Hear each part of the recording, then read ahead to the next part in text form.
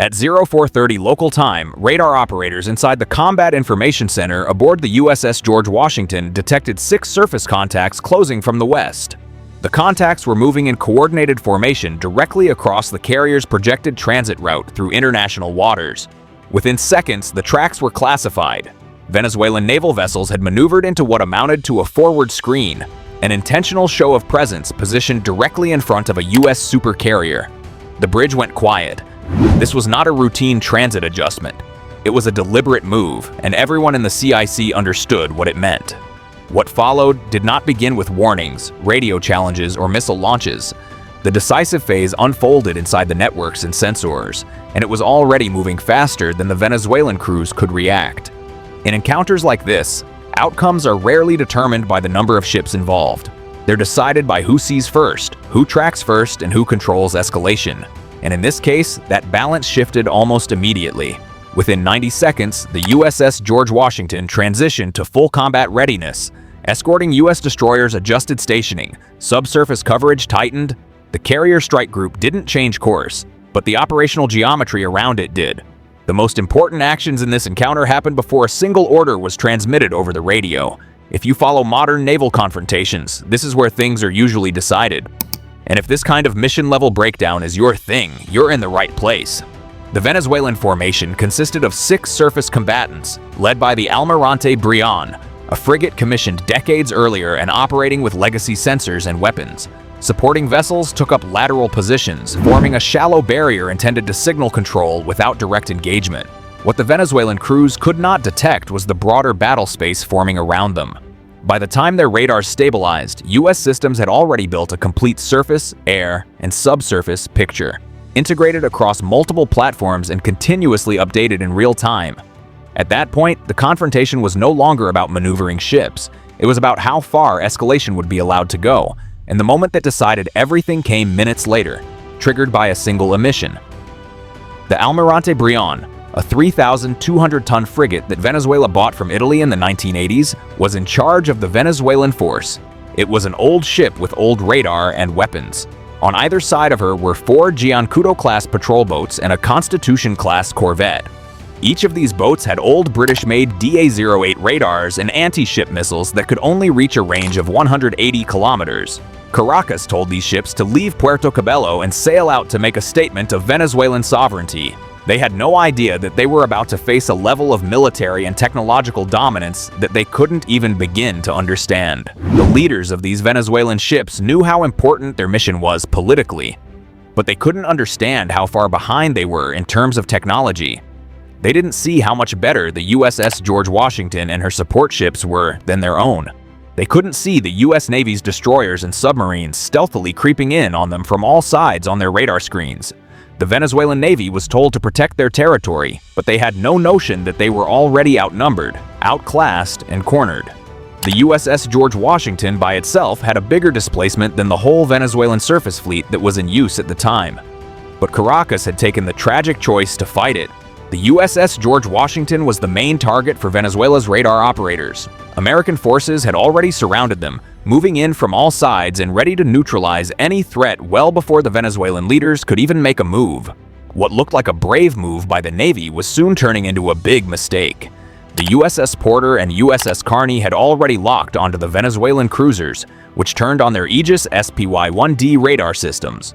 In about 0.3 seconds, every Venezuelan ship was now a target in the Aegis battle system network. The Aegis system could track more than 100 targets at once and was quite accurate with SM-2 missiles. This meant that once the Venezuelan fleet was locked on, they had little hope of getting away. The Venezuelans' radar equipment were out of date. The British DA-08 radar systems, which had been in operation since the 1970s, could only see the most obvious threats. Their radar could easily miss even low-flying missiles or planes, let alone advanced military equipment like the U.S. Navy's Aegis system. Each American destroyer had 96 vertical launch cells full of Tomahawk cruise missiles, SM-2 surface-to-air missiles, and other high-tech weapons. With just one strike, these weapons could wipe out the Venezuelan fleet. At this moment, the Aegis system had already figured out how to fire at all 6 Venezuelan ships. The system updated its threat evaluations every 0.05 seconds, which gave the Americans a very high chance of success. But the most worrying thing was that the Venezuelans had no idea they were being watched. The Americans had already put them on a list of targets, and they could be taken out before the Venezuelan ships had a chance to finish their own targeting. But there was another hidden danger: a Virginia-class attack submarine that was perfectly placed between the Venezuelan ships and their nearest naval station. This $3.45 billion submarine had the latest sonar and stealth technology, which let it hear the Venezuelan Navy from miles away without being seen. The submarine had been trailing the Venezuelan fleet for hours before they even tried to block them. The commander had previously planned how to fire and how to get out in case things got worse. The Virginia-class submarine had 12 Tomahawk missiles and 25 Mark 48 torpedoes on board. Each of these weapons could sink a frigate with just one shot. This submarine could destroy the whole Venezuelan Navy from below the waters without anyone ever knowing it was there. The Venezuelan Navy didn't even know they were being tracked since its stealth capabilities were so good. The Virginia-class submarine was more than simply a weapon. It was the US Navy's secret weapon. The Venezuelan ships had no idea how big of a mistake they were making as the confrontation went on. The truth of the matter was becoming clearer. Caracas had made mistakes at every level.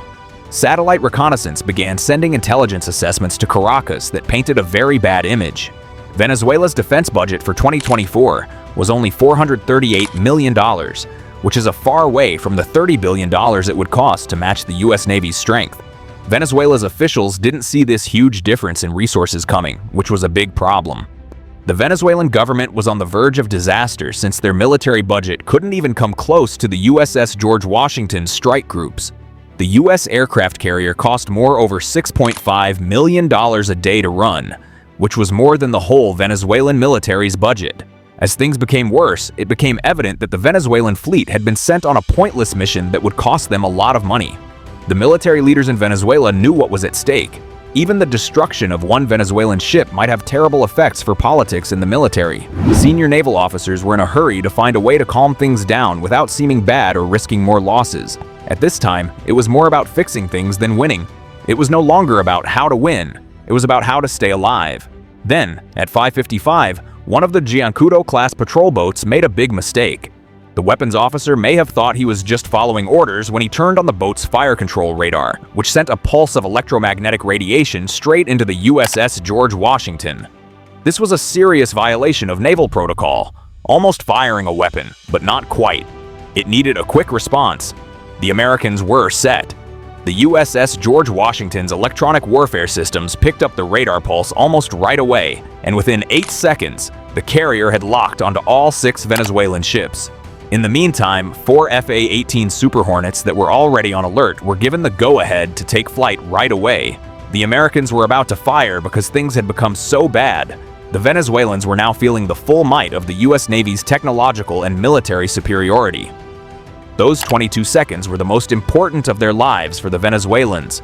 At that time, the American systems were figuring out the exact path their missiles would take. The 4 FA-18 pilots were poised to take off at any time, with their fingertips hovering over the controls that would release their armaments. The scenario was about to turn into a full-blown war. In the blink of an eye, the whole fight was over.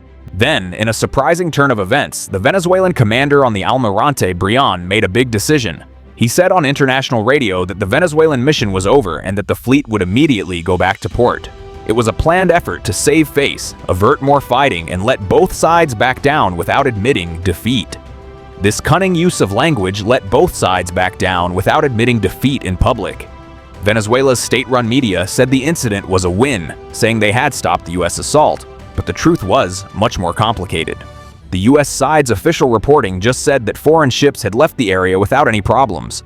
Of course, the truth was very different. The people didn't know that the Venezuelan commander was in a no-win situation. His navy would have been destroyed if he had decided to keep the blockade up. He might have faced political problems at home if he gave up. In the end, he decided to back out, which meant avoiding utter catastrophe but also incurring certain political consequences. This fight wasn't really about missiles, radar, or ships in the end. It was about how powerful current military technology is. The USS George Washington sailed through international waters without any problems or challenges. Even if the Venezuelan Navy wasn't hurt, they had seen how expensive political theater can be on the high seas. This event became a perfect example of how contemporary naval combat works, not just with guns, but also with accuracy, intelligence, and technology.